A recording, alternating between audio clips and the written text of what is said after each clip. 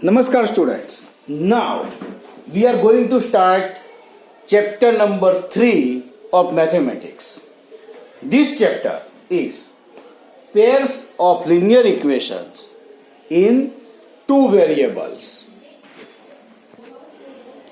सबसे पहले इसका मीनिंग समझते हैं. सबसे पहले पेयर मीन्स यहां पर दो इक्वेशन हो गए. लिनियर इक्वेशन मीन्स कोई भी ऐसे इक्वेशन हो ना, ax मीन्स 2x, तो इसका पावर नहीं होगा, राइट. जो x मीन्स वेरिएबल है, वेरिएबल कभी डेनोमिनेटर में नहीं होगा. ओके, तो इसको लिनियर इक्वेशन बोलते हैं. एंड टू वेरिएबल मीन्स यहां पर दो वेरिएबल हो गए, x एंड y. अब x और y हो ऐसा ही जरूरी नहीं है. a एंड b भी हो सकता है, m एंड n भी हो सकता है. मीन्स जो हमारी ABCD A to Z है उसके कोई भी दो अल्फाबेट यहां पर हो सकते हैं. इन दोनों को वेरिएबल बोलते हैं. अभी तक हमने एक वेरिएबल वाला इक्वेशन सॉल्व करना सीखा. कैसे आपको मालूम है. Suppose 5x plus 3 is equal to 13, right. ऐसा इक्वेशन आता था आप लोगों के पास. अब आप लोग क्या करते थे, x की वैल्यू फाइंड करने के लिए 3 इस तरफ जाता था. 5x is equal to 13 minus 3, 5x is equal to 13 minus 3 10. 5 multiple में इसीलिए डिवीजन में जाएगा.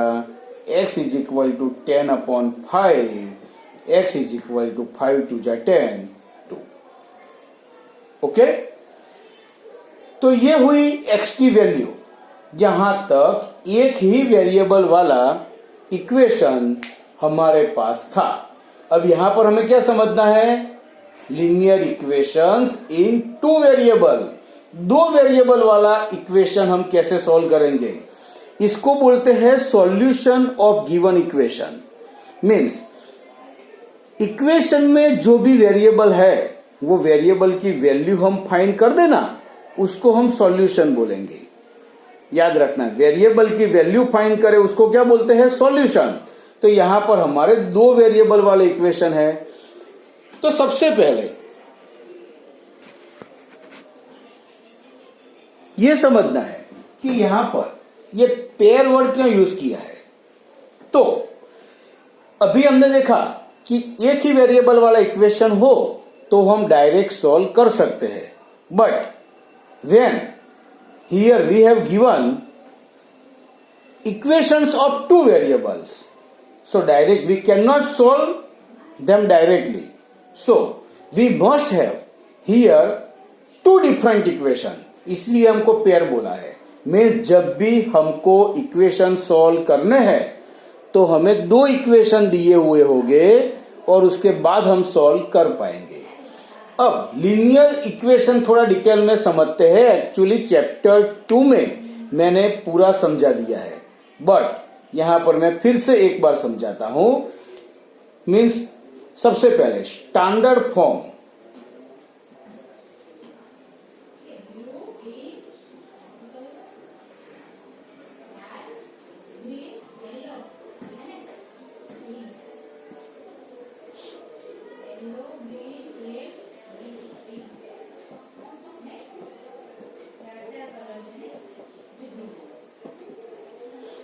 Standard form of linear equation in two variables.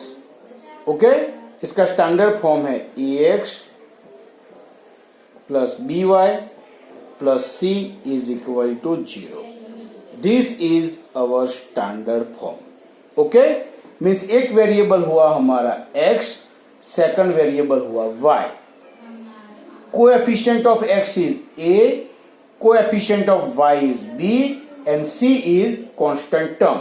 Equation ऐसे हो सकता है, for example 2x plus 3y plus 5 is equal to 0.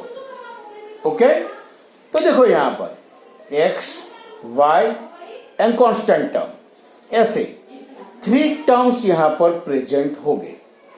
हाँ, मैं आगे आगे समझाऊंगा कि 3 में से कम हो तो क्या होगा, बट 3 से ज्यादा नहीं होगा, बराबर। वो आगे आगे आपको सब समझ में आएगा। अब लीनियर का मीनिंग क्या है? देखो, जब भी किसी भी वेरिएबल का ऐसे पावर आएगा ना, तो उसको हम लीनियर इक्वेशन नहीं बोलेंगे, बराबर। इक्वेशन इसी फॉर्म में होगा। सपोज कभी भी वेरिएबल ऐसे डेनोमिनेटर में आएगा तो उसको भी लीनियर इक्वेशन नहीं बोलेंगे। हाँ, वेरिएबल डेनोमिनेटर में आए तो इक्वेशन नहीं है, बट कोई नंबर डेनोमिनेटर में आए तो इक्वेशन है।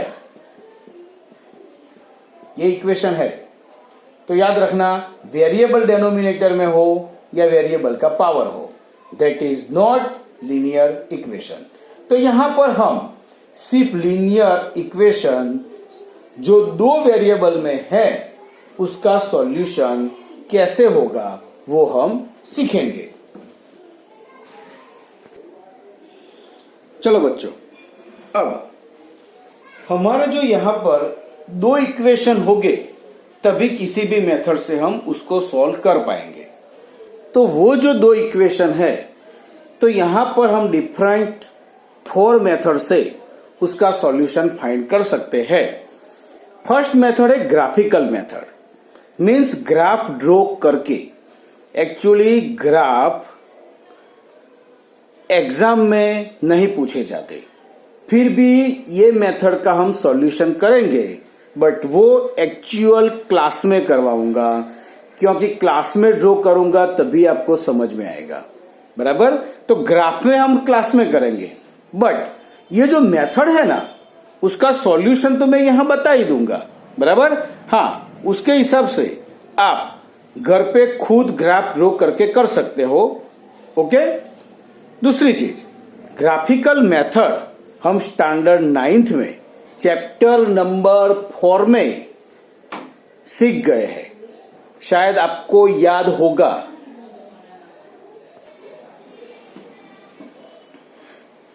तो ग्राफिकल मेथड हम ग्राफ ड्रॉ करके उसका सॉल्यूशन करेंगे। दूसरी मेथड है सब्स्टिट्यूशन मेथड।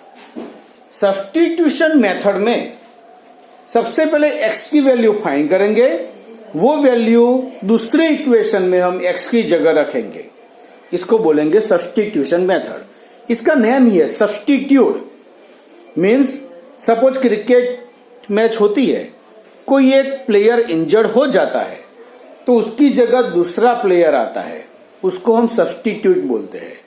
तो यहां भी वही है, सब्स्टिट्यूट करना है।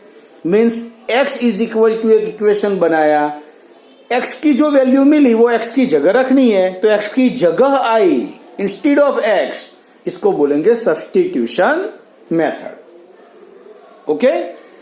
हम थर्ड मेथड सीखेंगे एलिमिनेशन मेथड। एलिमिनेट वर्ड आपने सुना होगा, एलिमिनेट किया, तो एलिमिनेट क्या होता है? उसको दूर कर दिया, हटा दिया। तो यहां पर भी एक्चुअली इक्वेशन का एक रूल है। सब्स्टिट्यूशन मेथड देखो, एलिमिनेशन मेथड देखो, इक्वेशन का एक रूल है कि पूरे इक्वेशन में एक ही वेरिएबल हो तभी हम उसकी वैल्यू फाइंड कर सकते हैं। 2 वेरिएबल हो तब उसकी वैल्यू फाइंड नहीं कर सकते। तो यहां पर तो चैप्टर का नेम ही है इक्वेशंस इन 2 वेरिएबल्स। तो कैसे होगा? तो सब्स्टिट्यूशन मेथड लो या एलिमिनेशन मेथड लो, दोनों में एक ही चीज है। सब्स्टिट्यूशन मेथड में भी क्या करेंगे, x की जगह जो वैल्यू रखेंगे ना वो y में आएगी, तो सब वेरिएबल y में ही मिल जाएगा। मीन्स यहां पर जो 2 वेरिएबल वाले इक्वेशन है ये डिफरेंट मेथड है, बट ये मेथड जो 1 वेरिएबल वाला इक्वेशन सॉल्व करना हमने सीखा ना, उसी के बेस पर डिपेंडेड है। यानी एक ही वेरिएबल में कन्वर्ट करना है, वो सब्स्टिट्यूशन से करो या एलिमिनेशन से करो। अब मैं एलिमिनेशन आपको समझा रहा था।